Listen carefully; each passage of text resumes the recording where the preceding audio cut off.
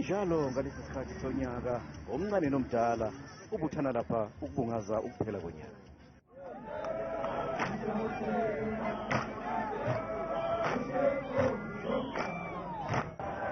Ingoma yamathunu yaqala ngenhloso yokuletha ukuthula emsinga owake wakhahlanyezwa kakhulu izimpi zegwe.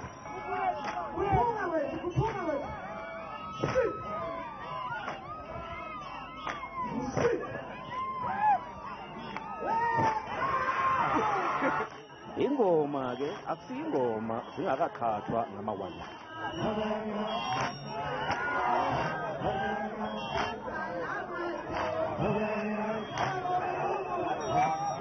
Kulokhu bezingaphezulu kwe-17 izingoma ebeziyingxenye yengoma yamathunu.